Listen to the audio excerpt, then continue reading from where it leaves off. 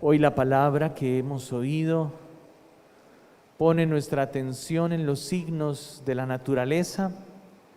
con los que Dios nos enseña hoy que es el Dios de la vida. Ese Dios que comunica la vida porque en sí mismo es su origen y por lo tanto en Él los seres vivientes alcanzan la plenitud de la vida, de su existencia. Y nosotros, abrazados a ese misterio de la vida que se esconde a nuestros ojos, que acontece y se desarrolla sin que sepamos cómo, así como dice el Señor en la parábola, el sembrador esparce la semilla, pero mientras vuelve a casa, duerme y amanece, esta germina sin que él sepa cómo. Y la tierra sola va produciendo su fruto, va creciendo el tallo, germina el grano, produce el grano, se cosecha cuando está listo. Y toda esa dinámica de la vida es un misterio que se escapa a nuestra visión, que se escapa a nuestro entendimiento. Fíjense que llegamos a estudiar cada proceso orgánico de la vida, cada proceso natural de la vida en los seres vivientes, en la naturaleza, en las plantas, en los animales, pero siempre llegamos a un lugar que sigue siendo misterio, al que no podemos entrar, que es la vida, su origen. Esa chispa que llamamos o que llaman los hombres de ciencia, que da la existencia a cuanto es, a cuanto está y permanece en el mundo vivo. Así entonces, ante ese misterio, la palabra nos dice, en palabras de Pablo, nos hallamos también nosotros y casi que bajo esa figura de destierro en este cuerpo, sabemos que no es esta esencia la de Dios y por lo tanto, como desterrados en este cuerpo, sin embargo, preferimos vivir junto al Señor con un ánimo siempre renovado por medio de la fe, que nos permite abrazar el misterio y vivir anhelando más bien el destierro de este cuerpo para encontrar en el Señor, en ese misterio de la vida, la plenitud de nuestra propia existencia. Y aunque a veces vivamos tan materialmente la vida, es decir, tan apegados a las cosas de este mundo, tan mundanamente, tan preocupados por las vanidades de este mundo, sin embargo, casi que podríamos decir esos vestigios en las vanidades de este mundo, del gozo, de la alegría, de aquello que se supone satisfaga nuestros anhelos, sacie nuestra alma, y que comenzamos en las cosas materiales a poner nuestro corazón, nuestros intereses, no es más que el reflejo de una profunda necesidad interior que va más allá, que tiene que ver con lo hermoso, con lo bello, que tiene que ver con la perfección, que tiene que ver con la paz, con el amor auténtico, con la alegría auténtica,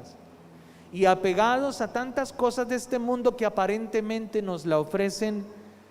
demuestra en cada uno de nosotros la profunda necesidad de algo más profundo, de algo que va más allá de lo natural, de algo que trasciende las cosas materiales y superficiales. Es esa búsqueda de nuestra alma y de nuestro espíritu por aquel en el que encuentra realmente su origen y su plenitud,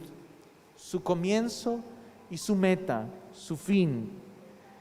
Es esa búsqueda interior de nuestra alma de Dios que sin darnos cuenta termina, para quienes viven lejos o sin fe, lejos de Dios o sin fe, termina aconteciendo en esa búsqueda insaciable de los bienes de este mundo que no terminarán por saciarnos jamás, sino que al contrario nos esclavizarán. Porque en ellos evidentemente no hay plenitud de nada, no dan plenitud a ninguna esperanza profunda de nuestro corazón y de nuestra vida, a ningún anhelo de belleza, de amor, de paz, de alegría. Pero quien tiene fe y quien abraza al Señor encontrará, sí, esa plenitud que tanto anhela el corazón. Y por lo tanto, como dice Pablo, estará siempre entendiendo que puede despreciar lo terreno, hasta su cuerpo, con tal de encontrarse un día viviendo plenamente en aquel que posee la vida, en aquel que es la vida misma, y por lo tanto sacia cualquier anhelo de amor, de felicidad, de paz que necesitamos encontrar en la vida. Entonces el Señor pone de figura la naturaleza,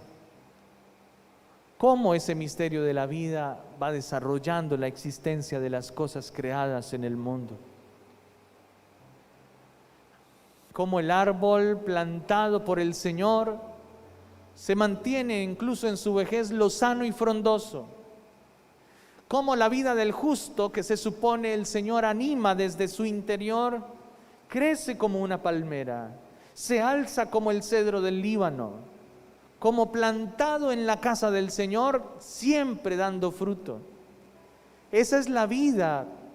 de aquellos que intentamos encontrar en el Señor el sustento, la savia, el alimento de nuestra existencia. De aquellos que entendemos que en el misterio de la vida Dios resplandece y que en Él hallaremos la plenitud de nuestra existencia. Y ese misterio de la vida de Dios en nosotros es lo que el Señor llama su reino, el acontecimiento del reino de Dios en nuestra vida, es decir, esa presencia de Dios en nosotros que nos va capacitando para crecer de tal forma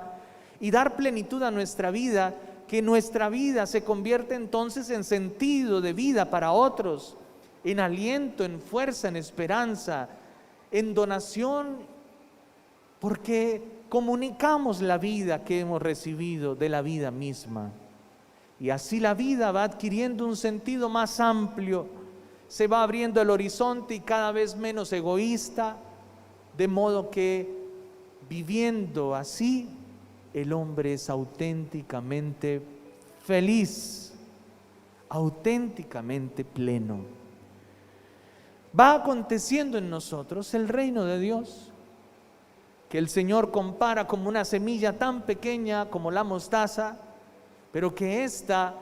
llega a convertirse en la más alta de las hortalizas, que incluso los pájaros allí pueden encontrar abrigo y anidarse.